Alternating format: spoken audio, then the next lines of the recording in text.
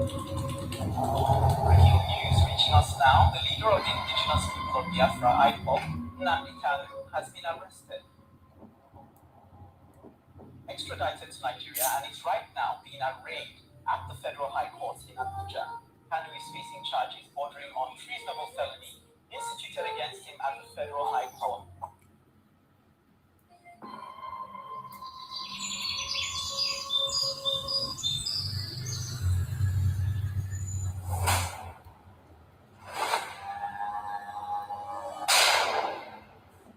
It was an unjust war.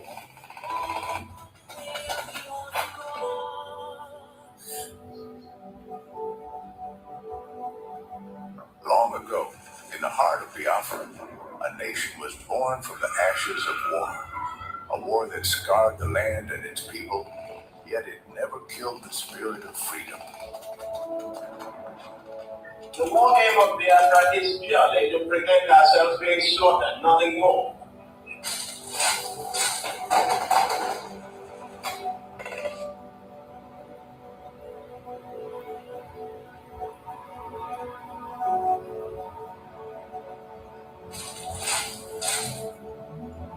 It was in this land, scarred by conflict, that Nnamdi Kanu was born, a son destined to revive the dream of independence for Biafra. And if anybody is going to judge our success and failure in this war, it will have to depend on how much we have prevented the enemy from killing us.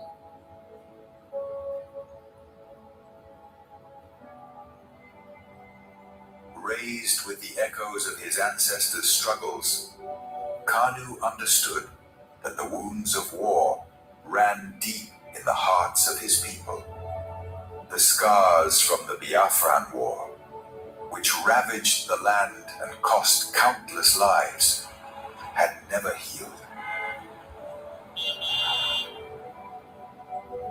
The dream of an independent Biafra, broken but not forgotten, lived on in the hearts of those who survived.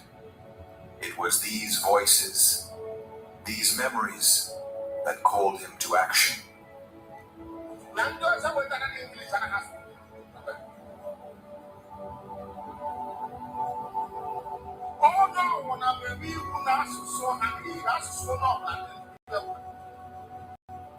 As Nnamdi Kanu grew, so did his voice. He became a preacher of justice, a messenger for those who were unheard.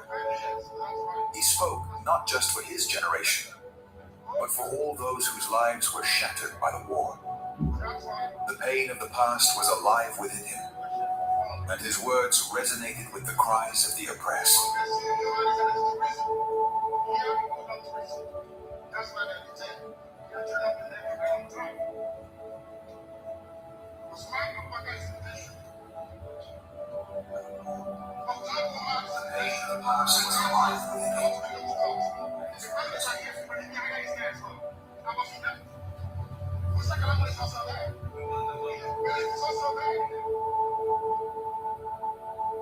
But as Kanu's message spread, so did the fear of the establishment. His calls for self-determination grew louder, shaking the very foundations of the government. They feared the revival of a Biafran spirit, one that could awaken the wounds of the past and ignite a new conflict. And so, they moved against him.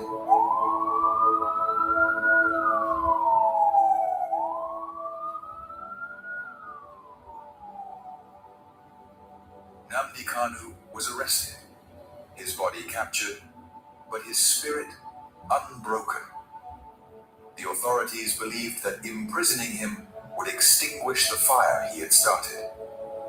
But they failed to understand the depths of his cause. The pain of the war, the bloodshed of the past, was not something easily forgotten. It was a flame that could never be fully extinguished. His arrest became a symbol of the struggle that began in the blood-soaked fields of the Biafran War. The demand for freedom was still alive. The fight for justice continued, not just for Nnamdi Kanu, but for all the lives lost, for all the children born into a world of scars.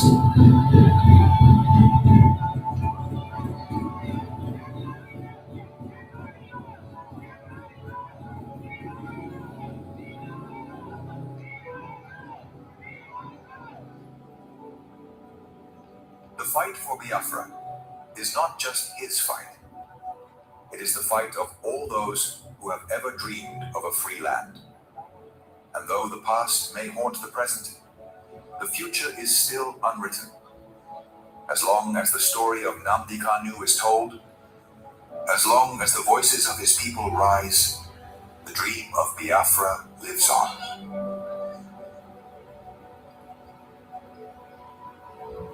Arrested again, again, again, again, again, again, again, and yet again.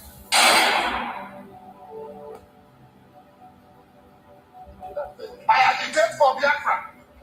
I agitate for Biafra. My right to agitate. My right. They don't need from this little felony. Now to them.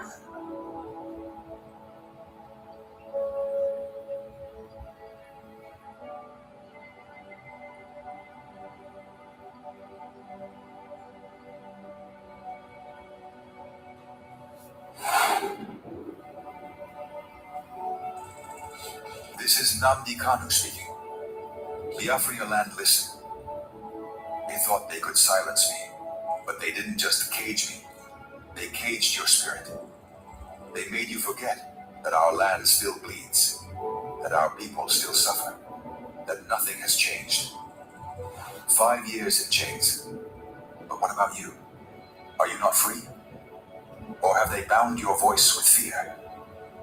The struggle was never about me, it was about you, your children, your land, your future.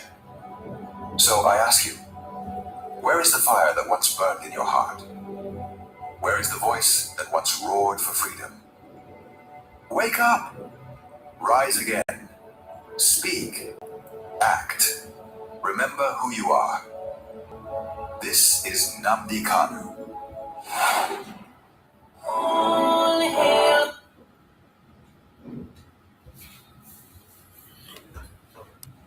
Welcome, welcome, welcome. This evening we are going to go back to history, and where we want to look into the history of where we are coming from and what has been happening. We have to look into so many important part of history. It is very important that we go back to those historian things. As Nigeria never teaches history, we're going to need go back to history, some informations that we gathered from history on what transpired during the Civil War that many of us have been seeking for answer for a very long time. So we're going to try to go back to seek for those answers, for it is important that we dive into those issues.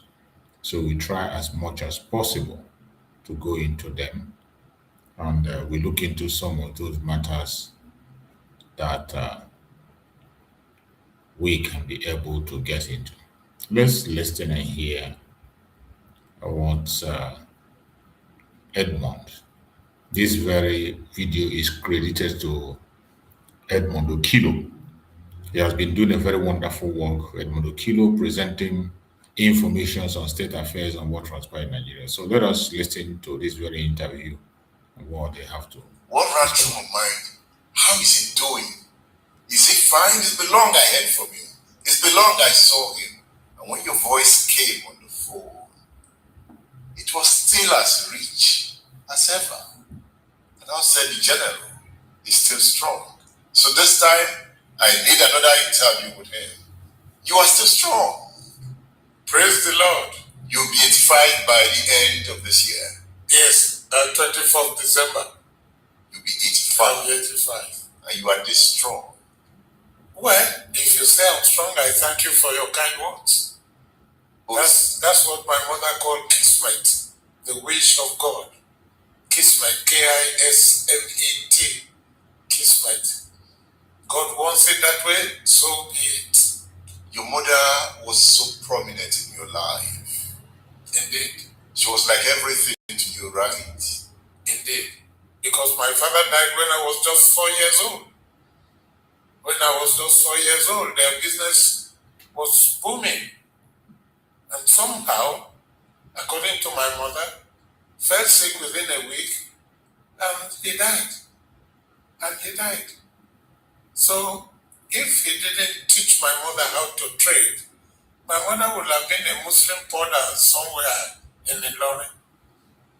It was this training that saved my life and put me where I am today. My mother got the whole family out of poverty. The family of my wife out of poverty. Everybody that knew my mother got that person out of poverty. Your father was an Ukwan man. Yes. From the present Delta State. Yes, from Utabono. Utabono is the town, the village is Ikribi. The local government is called Kwale, but don't speak Kwale to me. No. By now you should be able to speak Kwale fluently. I went there, I stayed 3 years trying to learn the language. It didn't, but I know how to distribute cola when visitors come. I know what to say, and when we have to drink palm wine and things like that.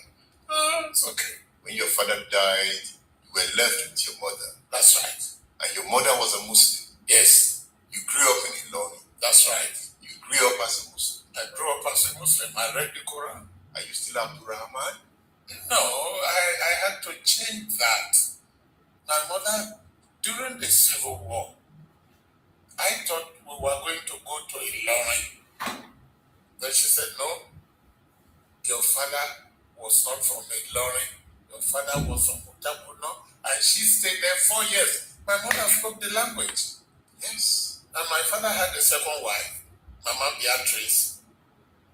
And anytime my father traveled with my mom, I was always with Mama Beatrice. The picture is in the book. The picture is in the book. That's how the woman identified me when we were looking for the place. And imagine, it was on a market day. Eke market. Eke market day at Utabruno. And can you imagine the whole market and the first person you stop to ask, where is Isama's house in this village? The woman said, who is asking? He said, that this man. Then she said, calm down. Show me your right leg. I have a white spot on my right leg. She said, I used to the language, and I forgot the way she put it.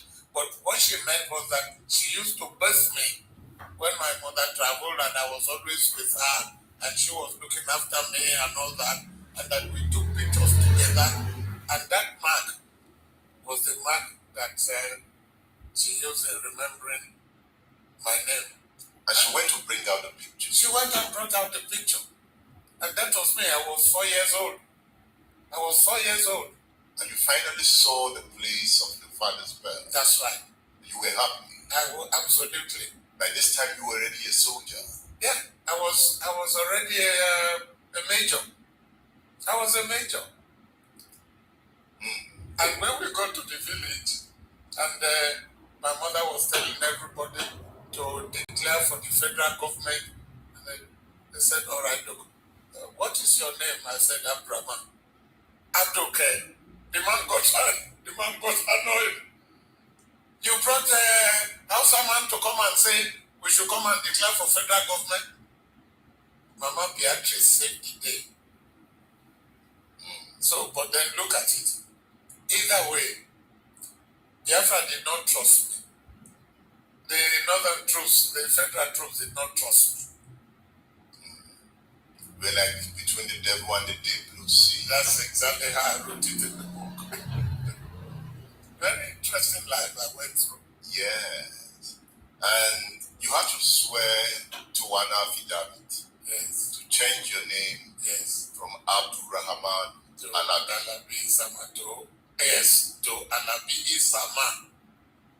Isama. Your father gave you the name Godwin. Yes. But I use the name Godwin all the time because the PZ, my father worked at the PZ, and they were Scottish. So I don't know if people do that now. My last child was 70 years old. The family will give you names. The friends will give you names. So I had Godwin as my middle name. I had Moreni Keji. And, I had all these names that people gave me. But I kept on with Godwin and Godwin. But Abdurrahman gave you that advantage and the opportunity to join the Nigerian army from the north. Yeah, from the Lorry, yes. But I could have probably joined from anywhere if I passed the exam. At that time, this north-south thing was not really there. You had to pass the exam. And the exam was rigorous. And that was what happened. But you also mentioned here that at some point, the standard for enrollment into the army began to fall because of the politicization of the army. That was when I was sent to go and recruit northern officers. What happened there was that there was a coup in Togo against with their president called Olympio. Yes, Values Olympio. And they were dragging the man on the floor. And NPN, which was the Northern Political Party, won the election. NPC, you are very correct. Northern People's Congress, you are very correct. And then they panicked that this could happen to them. The Igbo officers were 37. The Yoruba officers were 10. The northern officers, the Hausa speaking group, they were only 8. And as a matter of fact, they had, that was one of the problems we had in the country. The first coup was a great disaster. It was to one side, and they killed the northern officers and the politicians. And who led the coup was an Igbo-speaking man. That was why it was an Igbo coup. It was not an Igbo coup. They were like minds, university students, and Nzogu himself. They were just like minds. They could not be indifferent to what happened in the country. They wanted a good governance and good country. So the intention was not Igbo dominant? No, it was here. But today I will swear to that. You met Nzogu, right? Oh, very well, very well. Tell me about him. Well, a very brilliant officer, and he was in Kaduna. He came to Zaria often, and we were always at the officers' mess. He just liked my sporting activities, and he loved my debates. Every time we had things to say about tactics and so on. He was in charge of tactics at the Nigerian Military Training College. So every time he came, I wouldn't be surprised that he had asked for me to come to NMTC, because after the coup, they transferred me to NMTC. At the Nigerian Military Training College. So I wouldn't have surprised that he asked me to be transferred to the military college, because he was always discussing tactics and strategy with me. I was a very young officer to him. Was he a very calm person? Oh yeah. When you use the word calm, just a nice, intelligent officer. He loves discussing tactics and strategy, and he loves reading books. Every time he came, he would ask, which book did you read today? I read a book called The Gun, The Ship, and then military books and so on. He loved discussing tactics and strategy with me. Did he appear revolutionary?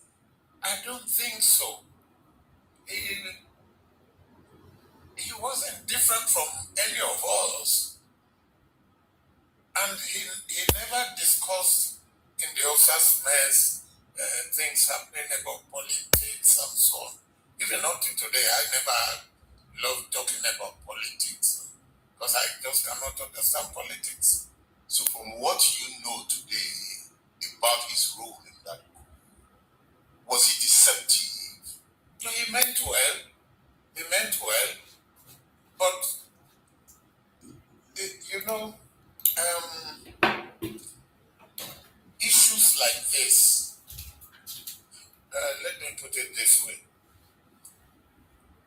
Human beings, the vitality of human beings is peaceful. But even by nature, human beings are humane. We're nice people. We want good things. We want good life. But along the line, some warped people will come and say, you are white, I am black. You are north, I am south. I am rich, you are poor. In the east, they will say Osu and rich man, all those. So they play on your emotions. Many civilians perhaps had done that to him. And because they did that to him, maybe he got these ideas. But he probably had discussed issues with friends, people of like minds. I was too junior for him to talk about situations like that with me. But he respected my contributions in conferences, in debates, and sports. When you got to know that he led the coup in the north, how did you feel? I was on holidays. I was my first leave ever in the army. After my operations with Njoku and General Mamalari, we had an exercise called Exercise Bellyache, where instead of Njoku capturing me, I captured Njoku. The story is in my book. You know, from there, we started thinking that things were not going well in the country.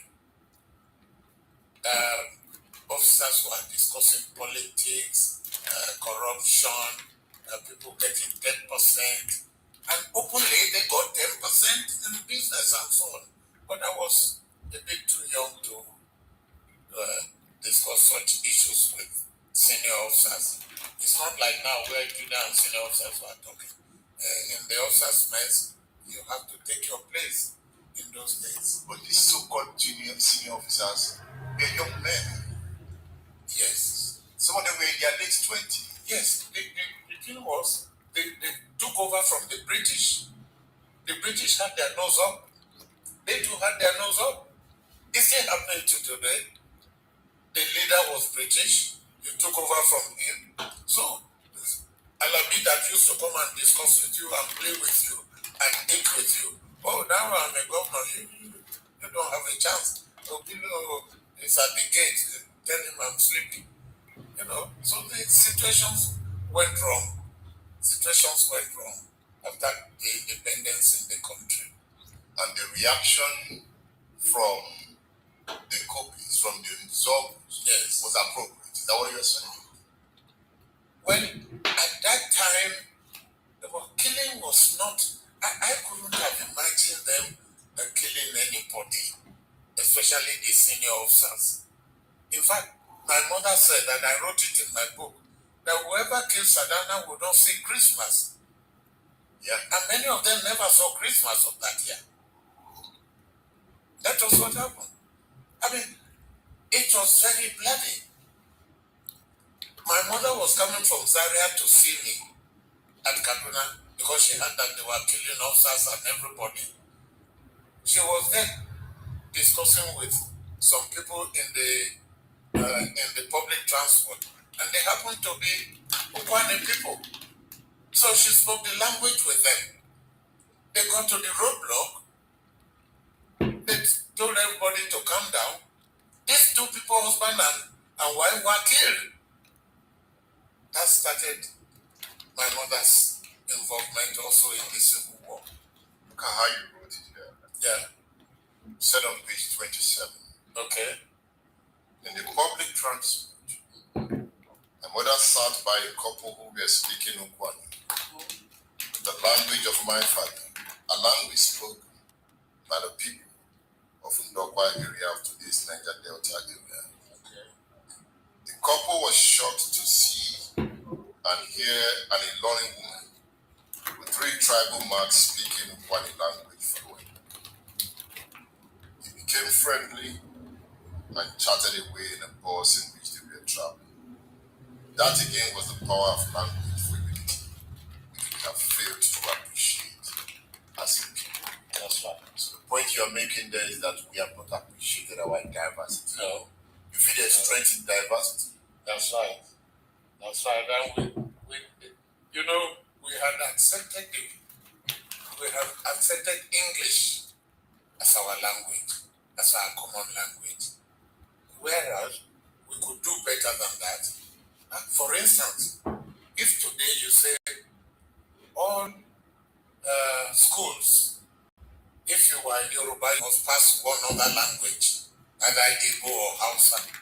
And if you are Hausa, you must pass one other language in your high school, which was either Igbo or Yoruba. And the Igbo will do the same, either you pass Yoruba or you pass Hausa. Can you imagine the number of teachers, Igbo teachers that will be in the north, Yoruba teachers that will be in the north, Hausa teachers that will be in the north, in the east, in the west, at that time? Do you understand what I'm saying? Yeah. So there would have been so many Hausa teachers teaching Hausa language in the west, in the east, and even in the north, because the north also had Yoruba and Igbos living there. So that would have brought deeper integration. Oh of yeah. tribe. Oh yeah. By language, all of us will have probably, by today, we will have had a lingua franca, even if you didn't have it. But I would have known how to speak Yoruba or how to speak Igbo, a language other than my language. You said here, then the bus was stopped at a military roadblock mounted by northern troops between Zaria and Kaduna. Yes. During the arrest after the coup, right in front of my mother, these 2 Igbo look-alike families were dragged aside and shot dead right there. That was happening in Kaduna then. Yes. And that is what we Between just Kaduna and Zaria and the roadblock. and that has been described as the pogrom. No, you see, well, you should check the meaning of pogrom. Were they trying to eliminate a whole tribe or a whole group of people?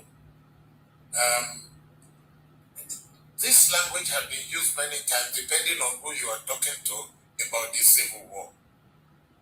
When you use the word pogrom, what about the Zogo group that killed all the northern leaders?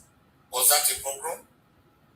In this case, the Hausas couldn't reach the eastern leaders. They just killed traders and passers-by that looked like Igbo. So is that Many from Calabar, many from Sapele. People, in those days, if you were not speaking Hausa, Igbo, or Yoruba, Sapele people, Gwari people, all of them, if you were not speaking Hausa, you were not you are not from the north. If you are not speaking Yoruba, you are not from the west. You know, your mother got worried Yes. after experiencing that thing. Yes. And she came to you, Yes. insisting that you have a mission to achieve, Yes. to save your father's People, that's the way she put it. That's the language she used. To save my father's people. Now, Elijah, you're talking about my father's people. Who are they? I've never been to the village. I was born in Ilorin. I followed you and my father, according to you, to Kwale. You people stayed there for 4 years. You were able to speak the language. I cannot speak the language. I was told that I was speaking the language when I was little, but I couldn't speak the language after all, since I stayed in Ilorin and in Abeokuta. I didn't speak the language anymore. So who are these my father's people? That was the problem between myself and my mother. And she insisted. She wouldn't take no for an answer. And you must deliver. She went to Emir of Ilorin. Who was in a meeting at that time? At Kaduna. And she also... She wanted to go to Ilorin, as a matter of fact, to meet the Emir. But then, we were told that all the Emirs were holding a meeting at Kaduna with the governor. Usman Katsina. So we went to Usman Katsina, who took us to the Emir. The Emir came back to Usman's office, who was the governor of the northern region at the time. And that was how my mother told her story again, that she would like me to save the lives of as many of my father's people. Alaja, when you talk of my father's people, who are they? This was your mother who didn't want you to join the army. That's right. Now you have joined. Now I joined the army. Now you know I wanted to leave the army with all these killings. And you say no. And you must save your father. My father's people. And you began that mission. Of course I did. To save military officers of southern origin. Yes. You put some of them in the train. Yes. Particularly those of the NMTC. They started killing the Igbo officers at NMTC. In fact, I wrote about one Major Uwakwe, Simon Uwakwe. Very nice officer. He was my classmate. We went to England the same time. We joined the army the same time. Very brilliant King's College boy. He was from Arotuku. They shot him at the back here, and the bullet came out of his mouth. He refused to die. Die. And that's exactly the word I use in the book. He refused to die. We put him in the plane. He got to Lagos. They drove him off. And he lived. He lived. It was brutal during that time. Everybody was killing everybody. There was no command and control. Everybody was killing everybody. Even those you put in the train at some point, they were ambushed at Mina. They were ambushed at Mina. Adekule himself was ambushed at Mina. He was shot. He was shot. But he survived. He survived. And then even in Marine Commando, he saw all these people that shot him. They were there. He discussed with them. And your activities got to the notice of rebellious soldiers who wanted you dead. That's 4th Battalion. Because, now, here was the point. When I was in 4th Battalion, when we did Operation Bellyache against Njoku's 4th Battalion. And there was one Captain Amadi, Major Amadi. He was senior to me, who was in charge of the Wete operation in the West. But he was siding the Obga people. I think that was the Awolowo people. They removed him and put me there. And he just didn't like that. I was too junior to know who was right or wrong. All I was told was keep peace in the area. And I did. And it was so successful because I was able to meet people that went to Ibadan Boys High School. I was able to meet the Oba of Oshobo called Matomi, Oba Matomi of Oshobo. And the Oba at Ede had just passed on. 2 of his children joined the army from my recommendations. So I did very well in the area. And I was very popular. He didn't like that. He reported me to my boss. The picture is in the book that I was always sleeping in Ibadan instead of sleeping at my headquarters at Oshobo. I moved, he had his headquarters at Oshobo. I moved my headquarters to Oyo. So I was not there. Then one day, that I was always going on patrol at night. My officers, Ini, Magoro, they will go on patrol by day. I will patrol by night. So by night, the man came and didn't see me. And he asked the officers and the soldiers, and they said, I've gone on patrol, I will soon be back by 6 o'clock. By 6 o'clock, I showed up. He said, he was told that I was never around with my troops. But the point is, there had been peace since I got there. How did I do that? And they said I was sleeping at Ibadan. I was not sleeping at Ibadan. And the soldiers that we went on patrol with every night confirmed that I was not sleeping anywhere at Ibadan. So the Igbo officers in 4th Battalion were not my friends. So my friends were Hausa officers. I wrote it in the book like that. So during that coup, they killed this commander, Abogo Lajima. And they expected me to come back from leave so that we can kill the Igbos together. But I didn't come back. I spent my leave. And I went to see Zogo at the brigade headquarters. What is happening? He told me the story. I was there with Zogo at the army headquarters, at the brigade headquarters. You see, so the 4th Battalion was expecting me to join them in killing the Igbos and Igbo officers in Ibadan. I didn't come back. When you didn't join them, they were now looking for me, and I was now saving the Igbo officers of NMTC and the Igbo civilians that came to the train because it was announced on radio. And Hassan Katsina backed you in that operation? Yes, he gave me all the authority to use the vehicles, to take the rail and all that, to take the coaches and everything. Was he really sympathetic to the cause of the Igbos and other Southerners in Kaduna? Exactly, that was a word I would like to use. He was very sympathetic because when Nzogu was killed, he gave Nzogu a full military burial. I want to ask why. Because, when was that done? Because Nzogu was friendly with everybody. He was so educated that when Nzogu, when he discusses with you, you will see that this man has something upstairs. He was very friendly with everybody. He went to us and he said, hey, which one will you do? Are you joining me or not? And that was say, I joined you. If Hassan did not say I joined you, you probably would have gone him down. He was that tough. Well, that's not tough. That's not tough. I would not say that's tough. Because I just can't explain it. To me, it will be wickedness. It's because you don't care about life. It was a desperate moment. Yeah, but desperate about what? It was a revolution. Yeah, well, if it was a revolution, then you must succeed or you are dead. You must succeed or you are dead.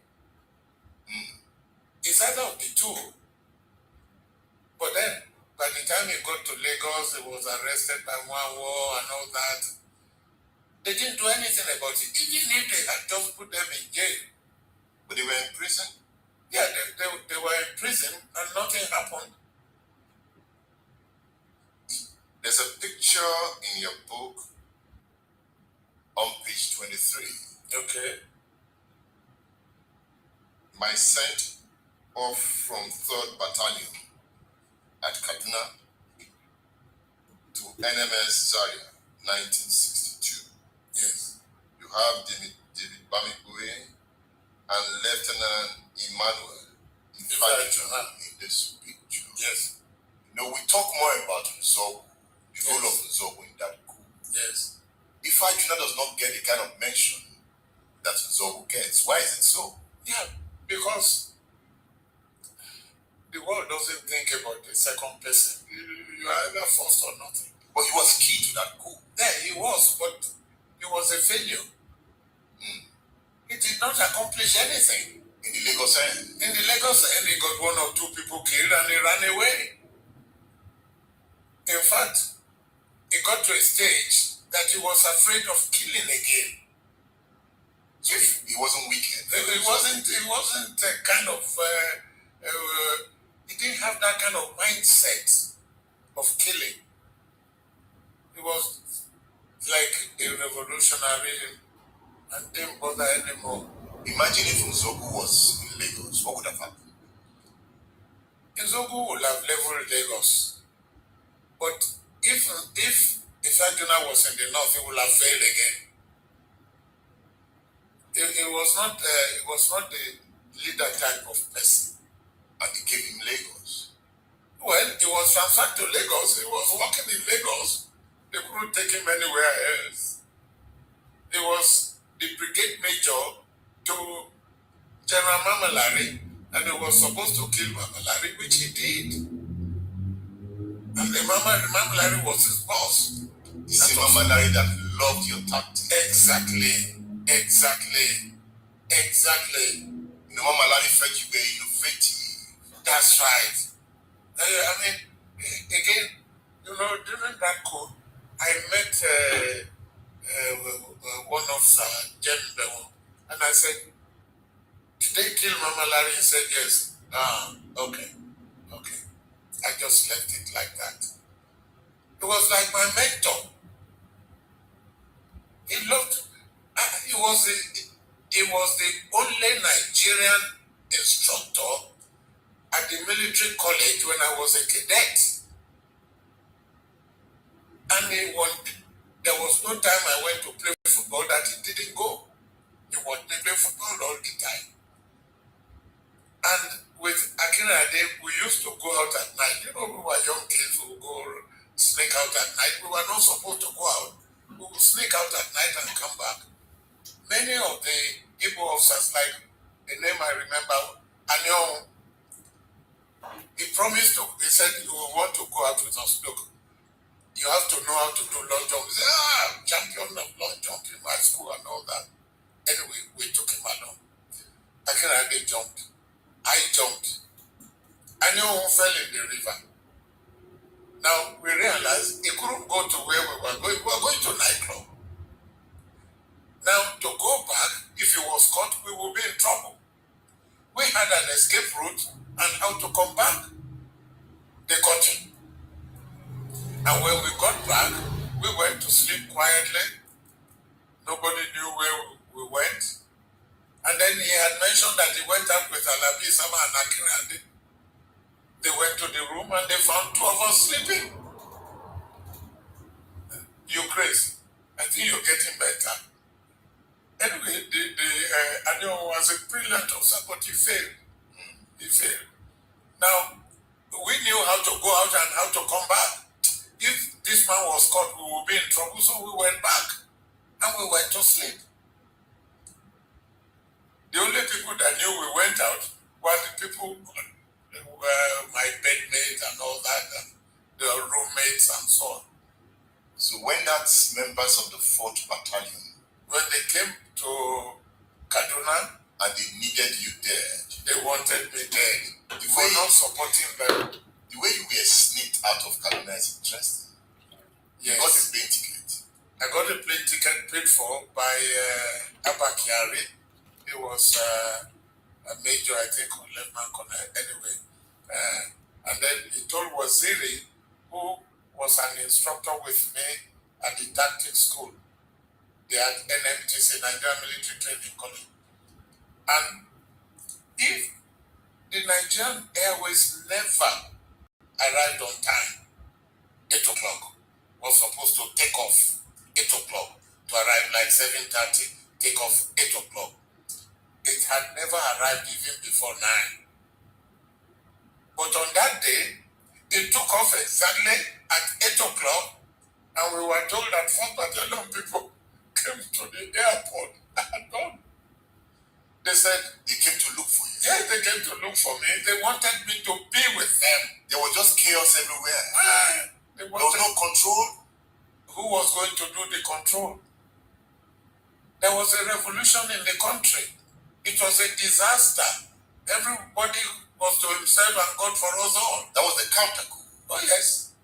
Oh yes. It was more bloody, right? Of course it was. They couldn't reach Igbo leaders, so they bounced on the traders. Of course, they bounced on the traders for two reasons. But why were the army killing private citizens? Because the army was involved in the public execution of Southerners. Why did the army do that? No. The army was looking for Igbo officers and soldiers. And when they could not find them, and when they killed the ones they found, why not just go on with the officers and leave the private citizens? Elijah Bilo, when you see them, ask them this question. How will I know? How will I know why they didn't do that? But what I am trying to tell you was that when they couldn't find the Igbo officers, they bounced on the traders for two reasons.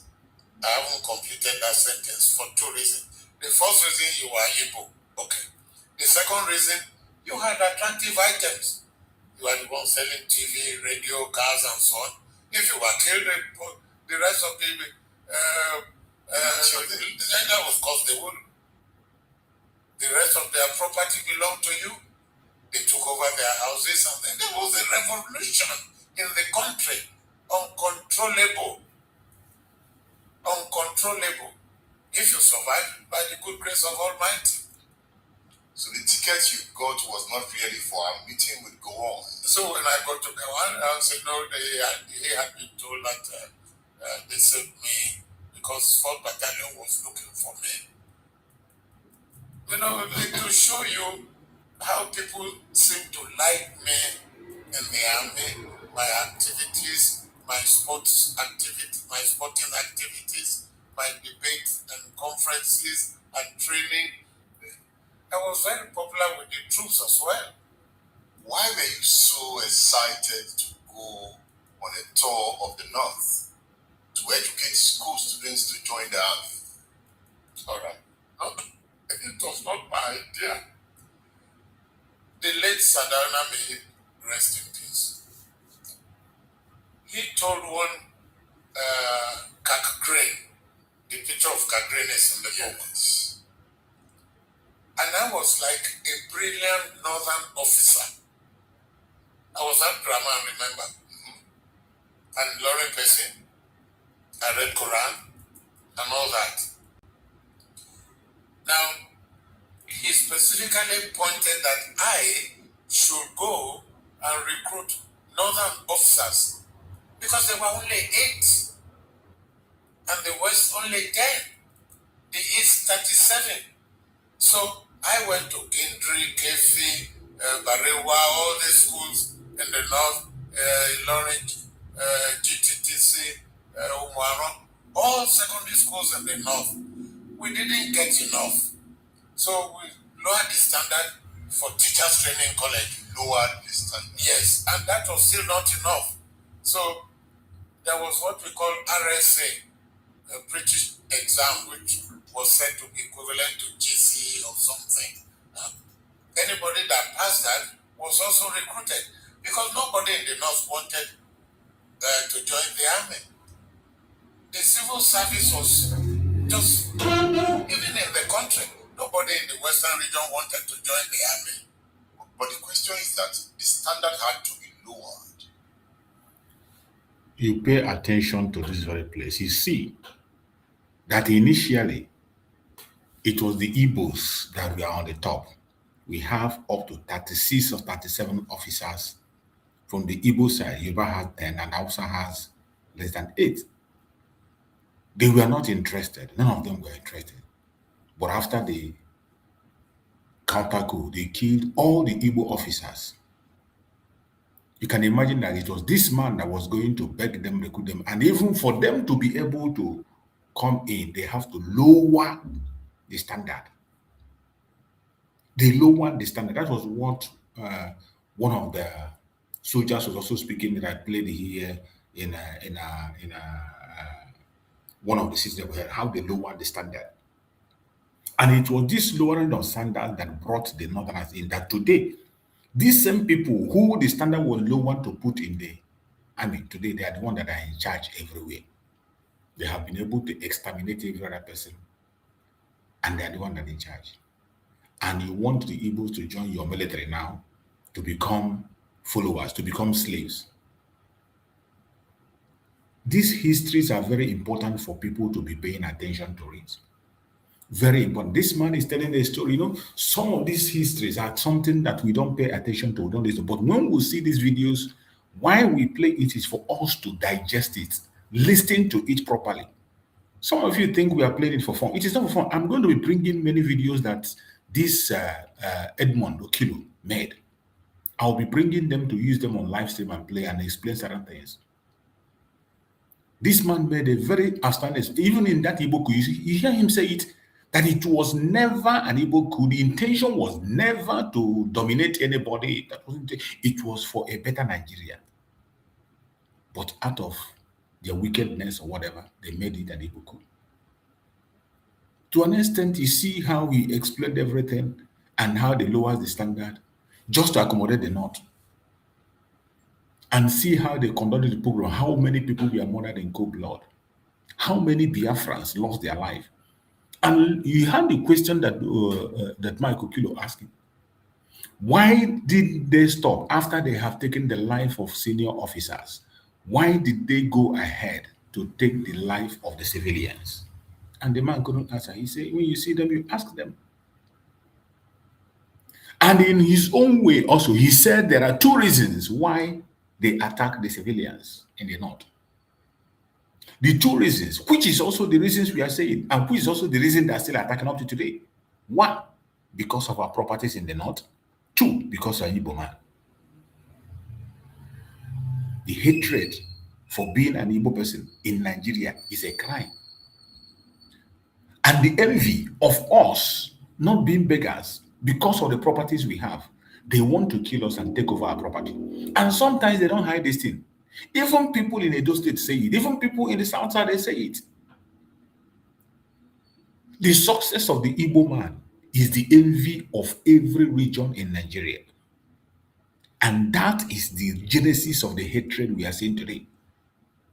You see, when we play these very kind of videos, there are so many lessons to learn in it. We are not just playing it for fun. There are many lessons, so many lessons you need to learn. After I play this, I'm going to play the video of Chukwuma Zogu, the person that caused this coup. He was not thinking of Biafra. He was not, it wasn't for the video. That guy is a serious one Nigerianist. The reason he conducted the coup was to create a better Nigeria. Chukwuma Kaduna Nzogu was looking for a better Nigeria. At the end of the day, what they brought up against us was the loss of 5 million lives, hatred, trouble that we are facing up to today because of one Nigeria. You see, when we say we don't want to be part of this one Nigeria, it is not a joke. It is a fact. And that is why I will be playing these videos from time to time. Going forward, I will be bringing these videos every morning or every evening to play so that you can understand why we do what we do and why we must get out of Nigeria. Listen. Look, you have to know how to do long jumps. Champion of long jumps in high school and all that. Anyway, we took him along. I can hardly jumped. I jumped. I knew who fell in the river. Now we realized he couldn't go to where we were going. We were going to a nightclub. Now to go plane ticket. I got a plane ticket paid for by Abakiari. He was a major, I think, or lieutenant colonel. Anyway, and then he told Waziri, who was an instructor with me at the tactics school. They had NMTC, Nigerian Military Training College. And if the Nigerian Airways never arrived on time, 8 o'clock, was supposed to take off 8 o'clock, to arrive like 7:30, take off 8 o'clock.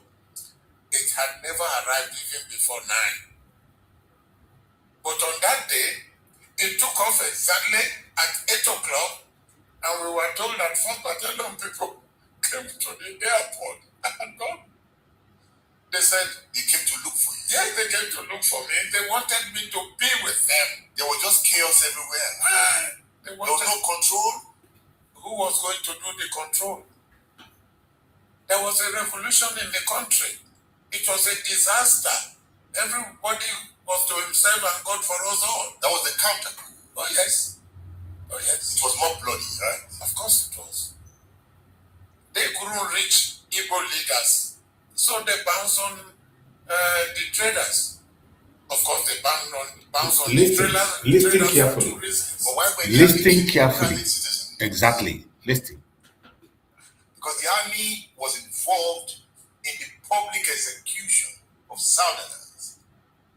Why did the army do that? No. The army was looking for Igbo officers and soldiers.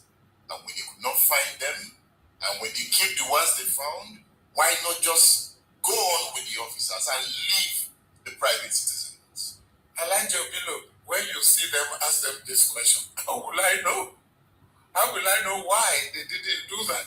But what I am trying to tell you was that when they couldn't find the Igbo officers, they bounced on the traders for two reasons. I haven't completed that sentence. For two reasons. The first reason, you are Igbo. Okay. The second reason, you had attractive items. You are the one selling TV, radio, cars, and so on. If you were killed, Envy, the rest of the jealousy, greed. of course they would. The rest of their property belonged to you. They took over their houses, and then there was a revolution in the country, uncontrollable. If you survive by the good grace of Almighty. So the ticket you got was not really for a meeting with Gowon. So when I got to Kawan, I said, no, he had been told that they saved me because 4th Battalion was looking for me. You know, to show you how people seem to like me in the army, my activities, my sporting activities, my debates and conferences and training. I was very popular with the troops as well. Why were you so excited to go on a tour of the North to educate school students to join the army? All right. No, it was not my idea. The late Sadana, may he rest in peace. He told one Crane, the picture of Crane is in the book. Yes. And I was like a brilliant northern officer. I was at drama, remember? And Lauren Pessin, I read Quran and all that. Now, he specifically pointed that I should go and recruit northern officers because there were only 8 and the West only 10, the East 37. So I went to Gindri, Kefi, Barewa, all the schools in the North, Lawrence, GTTC, Umuaro, all secondary schools in the North. We didn't get enough. So we lowered the standard for teachers training college. Lowered the standard. Yes, and that was still not enough. So there was what we call RSA, a British exam, which was said to be equivalent to GCE or something. Anybody that passed that was also recruited because nobody in the North wanted to join the army. The civil service was just, even in the country, nobody in the Western region wanted to join the army. But the question is that the standard had to be lowered to be able to get enough. to be able to get enough. Yes. At that point, we began to destroy society. If you say so, but they ended up being brilliant officers. Babangida was part of that group. All those that joined the army in 1961, Babangida, Buhari, Gumel, Salam, Abacha, all those that joined the army in 1961 from the North were part of that program. It ended up ruining the country. No, I think what I'm saying is that these were brilliant officers eventually. Brilliant people who transformed a country potentially great to a poverty-stricken land. IBB was Nigeria's head of state. Abacha was head of state. Buhari was head of state. Abdul Salam was head of state. Is this the Nigeria of your dream? No. Here is the point. I understand what you are trying to say. But there was a system in the country called feudalism. In feudalism, the elders were, okay, let me give myself as an example of feudalism. In Ilorin, where I was born, after the death of my father, my mother brought me back. You couldn't bring a goblin or godin back to our family place in Ilorin. So I was still a Brahman, right? Now, there was what we call Bale, the leader in the family, will be the oldest, the leader in the family. Bale every morning will give the children some money to go and buy food. The wife was selling the food. Ruka. So this Bale Alabikanike in the family was the eldest. And the family was called, and they are still called Ubandawaki. They are in charge of cattle in the area. When he died, who was going to give us money? There was nobody to give us money. I was just a little young boy of 5 or 6. And I stayed at the junction. My mother was not around. I will hold a plate as a beggar, and somebody will put a farthing there, or maybe they call it. It's like, say, okay, just say 1 naira. They put a 1 naira. I'll go and buy rogo, which was cassava. Then another person will put another one. I was a beggar. And then I'll go and buy granite. I still like eating granite till today. I'll go and buy granite. That was breakfast, lunch, and dinner. Now, I'm taking you on a journey now. Watch. Those elders, those that are older than myself, who were like 10, 15, who used to get money from this one and couldn't get money. And they were stealing and picking pockets and stealing things, and police catching them. At that time, if any of them would be told, I give you 1,000 naira or whatever the coin at the time, which was pounds and shillings. If I give you 1 pound, go kill that man. It is feudalism that caused the unrest in the country till today. And we can blame the leadership of the North for that, right? It is the leadership of was about Obasanjo not leader in the country. But was he a feudalist? Oh, well, what did he do to change feudalism? Did he change feudalism? That was how Awolowo lost the election, because he said he will change. First of all, he will change feudalism. 2, he will probe the army. The army was going to hand over to him. Obasanjo did not want that, so he did Awolowo for that reason. You said in your book, yes, on page 21, okay, that by October 1st, 1960, there were 57 Nigerian officers, of whom the North had only 8. You have mentioned that? Yes. The East had 37. Yes. And the West had 10. Yes. How come the East had 37? What happened? In the days of the British, they had not started the idea of northwest, south, north. At that time, you were the brilliant person in the country, and they recruited you because you joined the army. And did you hear that? This part is very important. In the time of the British, the Biafrans were majority in the army. 37 from Biafran, from Igbo land, 37 Igbos, Yorubans 10, and I was about it. And the reason was because then People were recruited based on competence. If you are brilliant, they will recruit you. This man is testifying to that. But what do you have in the army today? Today, it is about quota system. It is about quota system. And they have succeeded in driving away the brilliant people from the army. We have left it for them. You see why when we speak about our freedom, I speak about it with all my strength, with all my power. I will continue to ask for the breakup because Nigeria is not made. Today, Tinubu is in UK today, gallivanting. He's in UK gallivanting. And they do not care because as long as their own interest is not affected, they don't care. They don't care because their own interest is not affected. They don't care. Look at the testimony of this guy.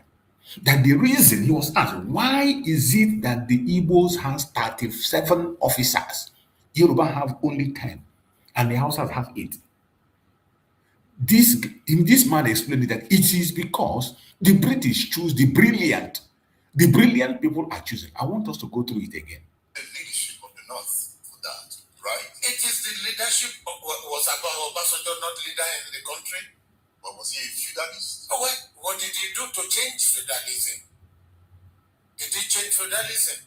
That was how Awolowo lost the election because he said he would change. First of all, he would change feudalism. 2, he will probe the army. The army was going to hand over to him. Obasanjo did not want that, so he said Awolowo for that reason.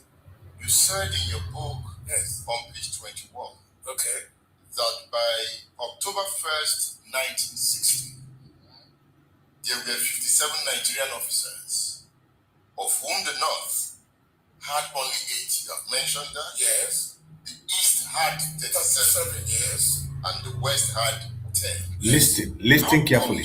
Listen. What happened? Listen. In the days of the British, they had not started the idea of Northwest, South, North. At that time, you were the brilliant person in the country and they recruited you because you joined the army.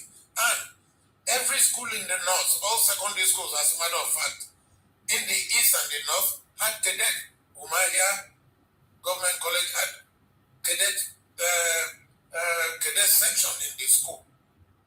So these British had these people, the students as cadets. And those of them that wanted to join the army, they pushed them to the army. So the selection was based on merit.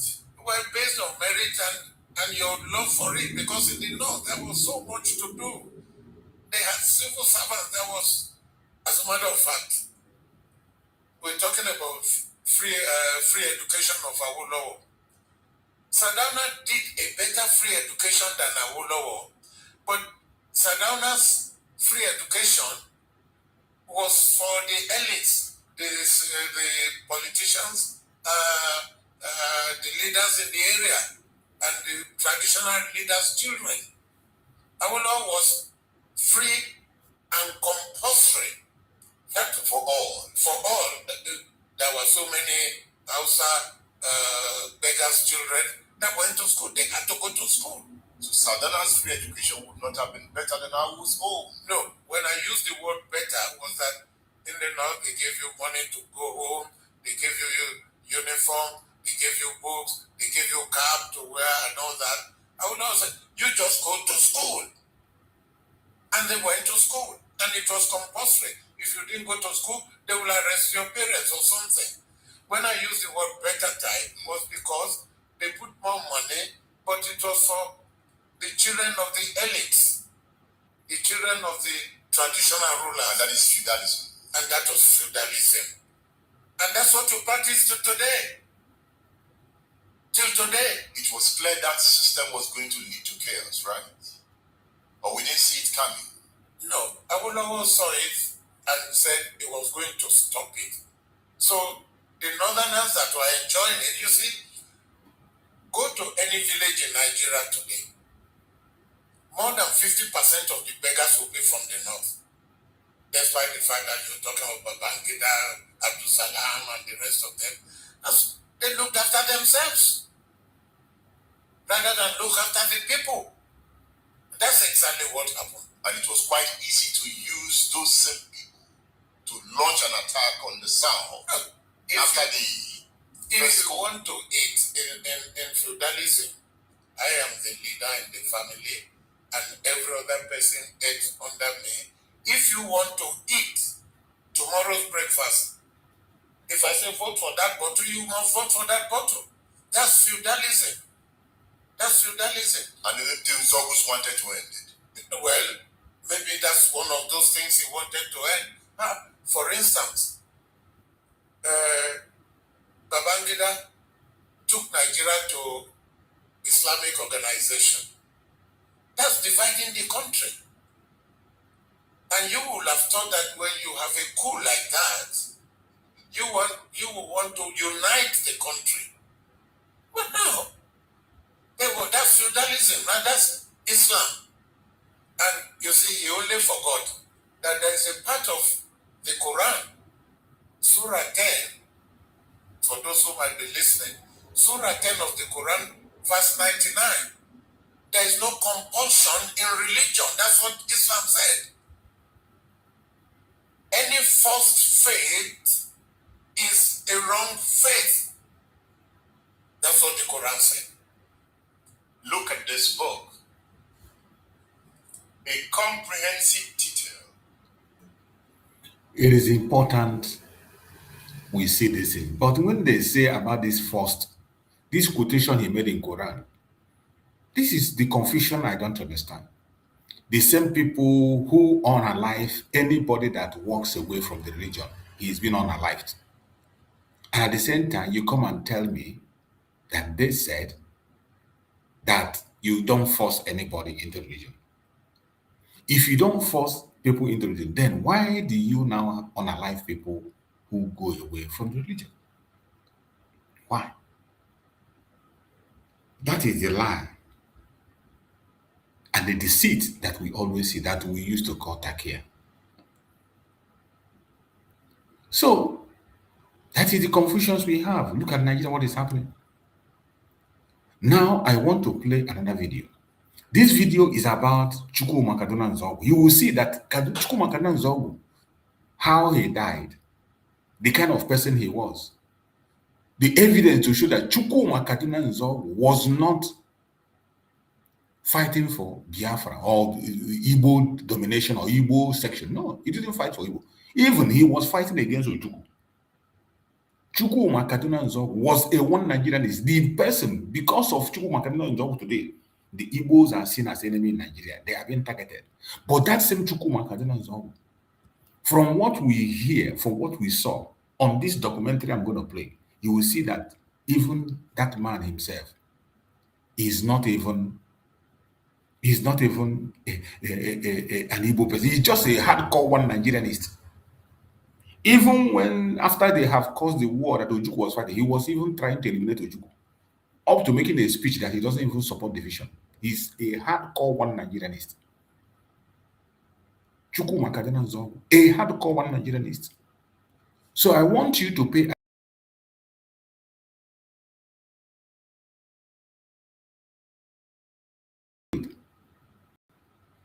and the kind of person he was. So this is a kind of program that is will tell us more about Chukwuma Kaduna Nzogu. Let us listen and hear the information they have here. Consensus about how Nzogu died. What has remained disputed is who killed Cardinal Nzogu. While many people have alleged that Nzogu was murdered in a plot by Lieutenant Colonel Ojuju to eliminate him for opposing the idea of the secession of the Eastern region, others claimed perhaps that he was killed while trying to defect to join the Nigerian army. As always, the truth is somewhere in between and much more simple than you think. But first, why is this important? In March 1957, the charismatic and disciplined young Nzogu joined the Nigerian regiment of the Royal West African Frontier Force against the wishes of his parents. Cardinal Nzogu was a Nigerian army major who took part and went on to play a leading role in the first military coup of January 15, 1966. He He was directly involved in the murder of many military officers and politicians in the north, including the Sardana of Sokoto, Sir Ahmadu Bello. What happened after the coup is not quite as expected, but will shape the future of the country to this day. However, for his role in this coup, Major Cardinal Nzogu was imprisoned by the military regime of Major General Agberosi at the notorious Kirikiri maximum security prison in Lagos. His co-conspirators were also initially detained there, but many of them were later moved to prisons in the eastern region. For instance, Major Ifya Jr. was detained in Uyo prison in present-day Akwa Ibom State. Ademolega and Nwantwegu were imprisoned in Enugu prison. Captain Ben Bule was detained in Abakaliki prison, while Major Chukwuka and Captain Umoboshi were all imprisoned in Owerri prison. Nziogo was the only officer among the plotters that was moved to Aba prison. After the Ironsi was overthrown in July 1966, Nziogo remained in prison until he was released in March 1967 by the Eastern Region's military governor, Lieutenant Colonel Odumegwu Ojukwu. But not long after his release from prison, Nziogo had a brush with Ojukwu. Before anything could be mustered by Nziogo, his activities were curtailed after his release from prison. He and Ojukwu did not see eye to eye. Nziogo was never enthusiastic about secession from Nigeria. In 1967, Nziogo articulated his view in an interview with Dennis Ejendu. According to him, unquote, secession would be ill-advised, indeed impossible. Even if the East fight a war of secession and wins, it still cannot secede. Personally, I don't like secession, and if this country disintegrates, I shall pack up my things and go. In the present circumstances, confederation is the best answer as a temporary measure. In time, we shall have complete unity. End of quote. But as you or anyone else would expect, this interview did not go down well with Ojukwu. And as you may know, this interview became the last official statement attributed to Nziogo before his death. Meanwhile, relations between Ojukwu and Nziogo deteriorated further as Nziogo made no secret of his desire for a united Nigeria. Even though the war between Nigeria and Biafra was imminent, in April 1967, Ojukwu suspended Nziogo from all military activities. This time, the immediate pretext was Nziogo's involvement in the battle simulation military training exercise in Abakaliki and other towns in the eastern region. As you may know, the previous year, Cardinal Nziogo had turned the nighttime training exercise Damisa into a full-blown coup. So, Ojukwu was scared, or I would say, was being careful, and placed a ban on all such exercises. Not only did he ban such exercises, the relation between Ojukwu and Nziogo got so bad that Ojukwu was said to have considered putting him back in prison. On the 17th of June 1967, Nziogo wrote a letter to his friend, Olusegun Obasanjo. In this interview, Nziogo confessed, quote, "You have no doubt heard a lot of rumors about my relations with Ojukwu.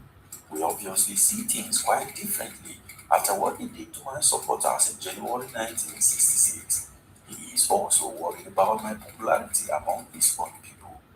I was to be put back in prison, but he was afraid of repercussions. Right now, I am not allowed contact with truth, nor am I permitted to operate on the staff.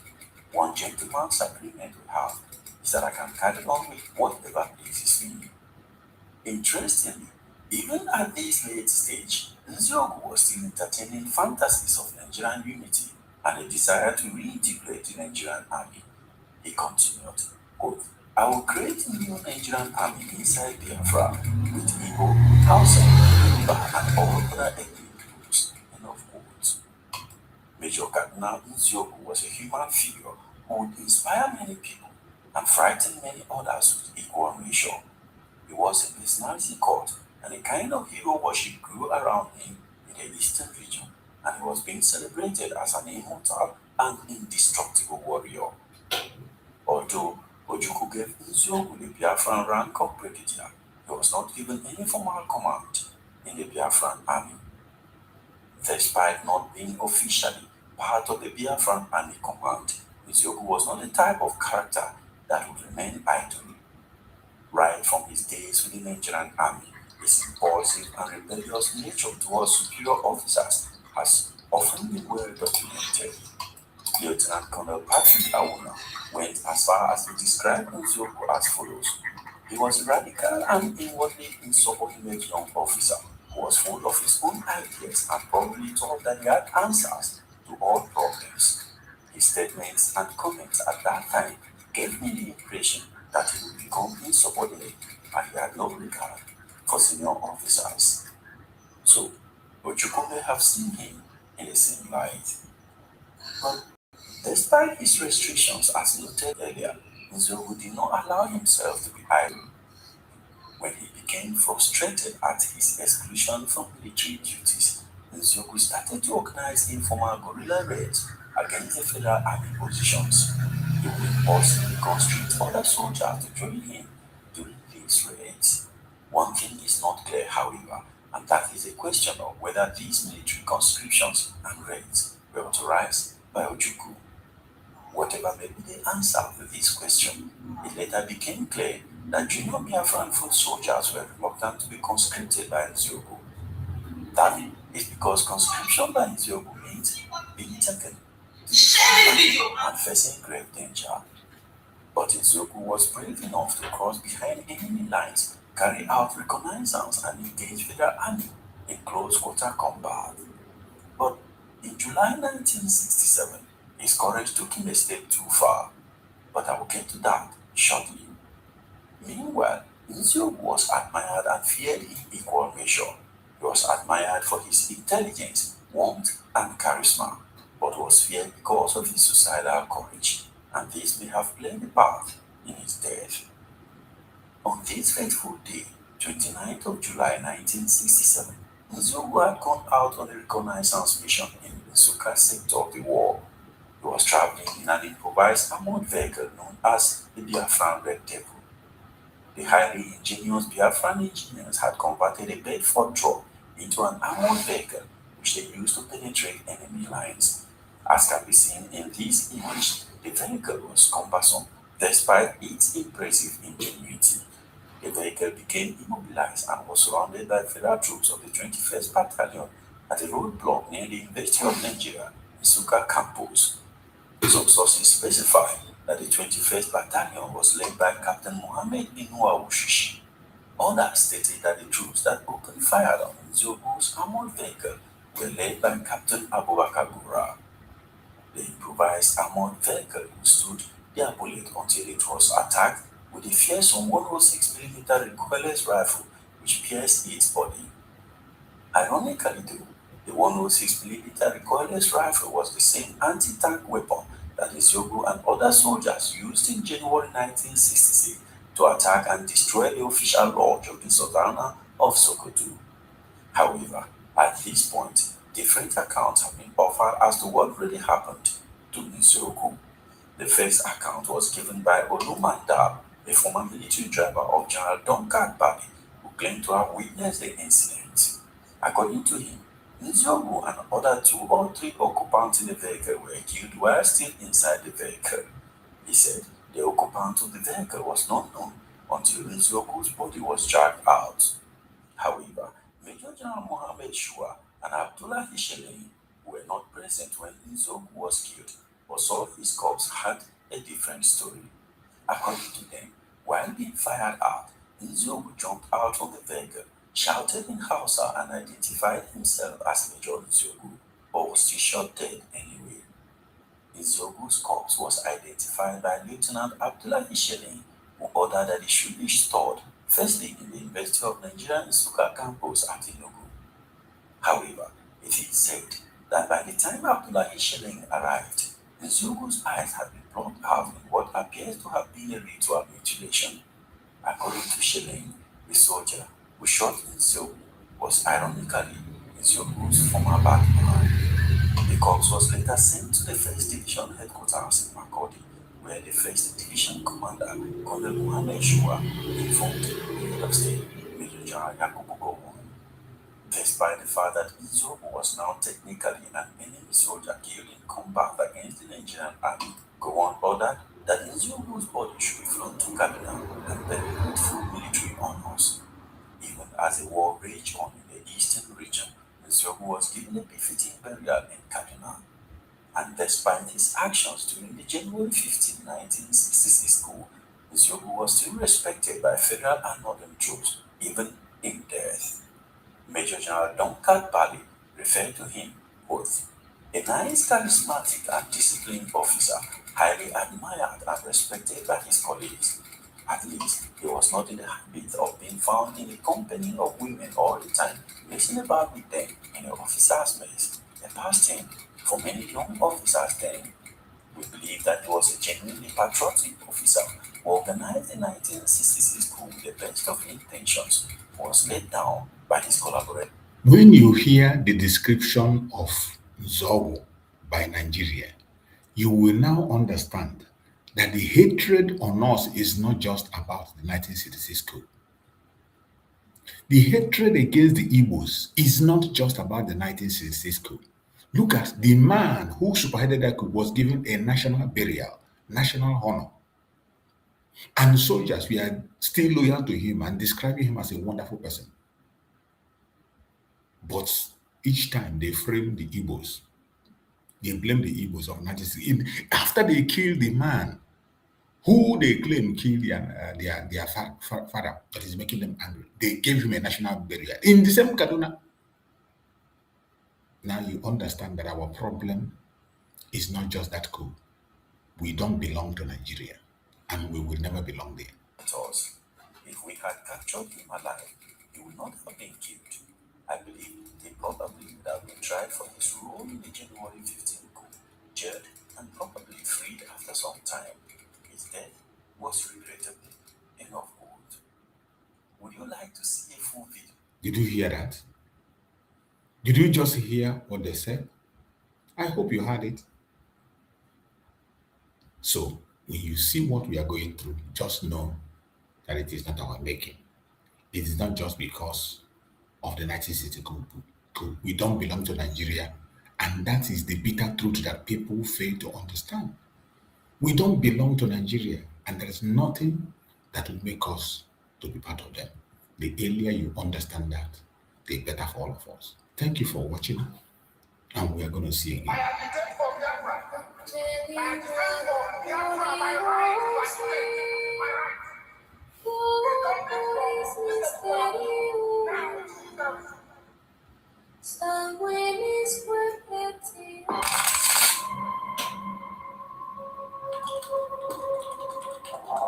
Breaking news reaching us now. The leader of the indigenous group of Biafra, IPOB, Nnamdi Kanu, has been arrested,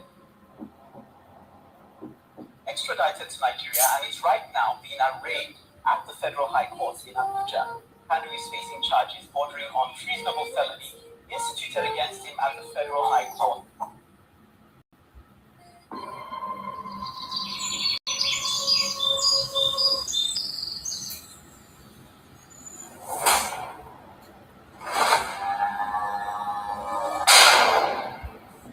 It was an unjust war.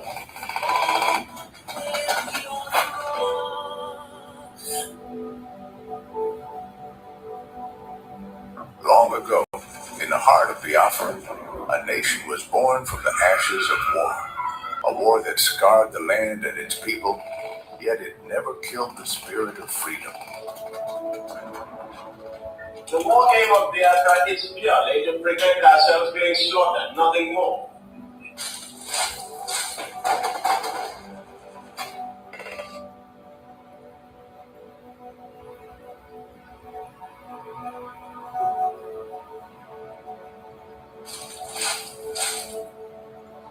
It was in this land, scarred by conflict, that Nnamdi Kanu was born, a son destined to revive the dream of independence.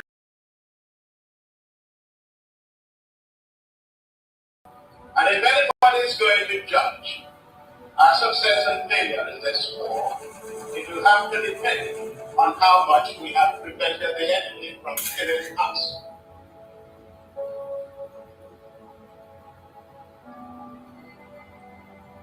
Raised with the echoes of his ancestors' struggles, Kanu understood that the wounds of war ran deep in the hearts of his people. The scars from the Biafran War, which ravaged the land and cost countless lives, had never healed. The dream of an independent Biafra, broken but not forgotten, lived on in the hearts of those who survived. It was these voices, these memories, that called him to action.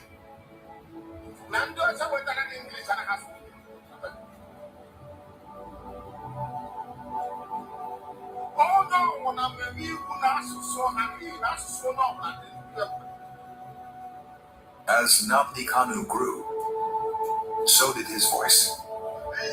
He became a preacher of justice, a messenger for those who were unheard.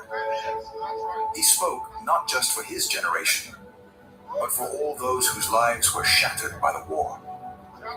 The pain of the past was alive within him, and his words resonated with the cries of the oppressed.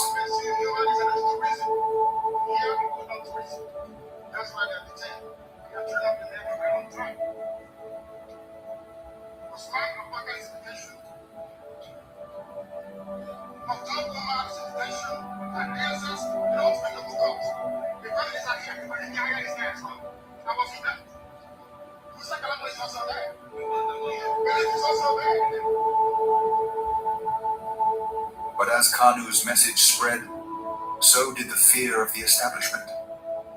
His calls for self-determination grew louder, shaking the very foundations of the government. They feared the revival of a Biafran spirit, one that could awaken the wounds of the past and ignite a new conflict.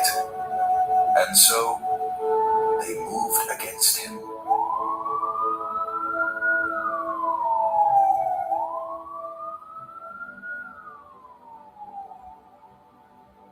Nnamdi Kanu was arrested, his body captured, but his spirit unbroken.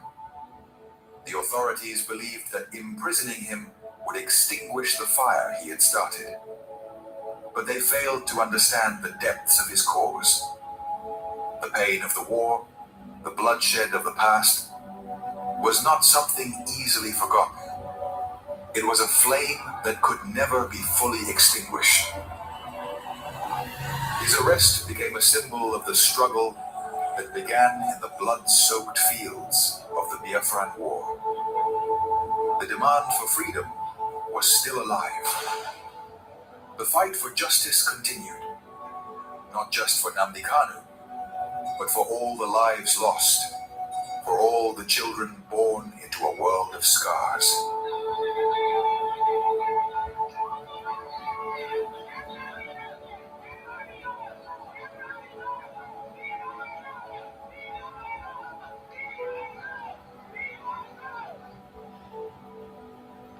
The fight for Biafra is not just his fight. It is the fight of all those who have ever dreamed of a free land. And though the past may haunt the present, the future is still unwritten. As long as the story of Nnamdi Kanu is told, as long as the voices of his people rise, the dream of Biafra lives on.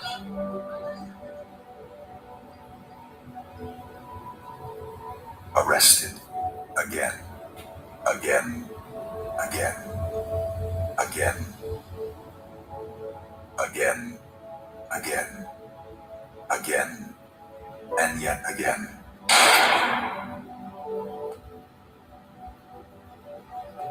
I agitate for Biafra. I agitate for Biafra. My right to agitate. My right. They turned it from visible felony now to terrorism.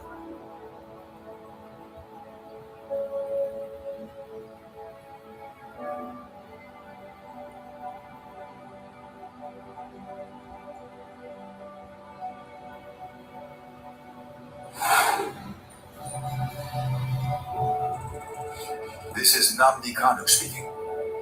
Biafra land listened. They thought they could silence me, But they didn't just cage me, they caged your spirit. They made you forget that our land still bleeds, that our people still suffer, that nothing has changed. 5 years in chains. But what about you? Are you not free? Or have they bound your voice with fear? The struggle was never about me, it was about you, your children, your land, your future. So I ask you, where is the fire that once burned in your heart? Where is the voice that once roared for freedom? Wake up! Rise again. Speak. Act. Remember who you are. This is Nnamdi Kanu.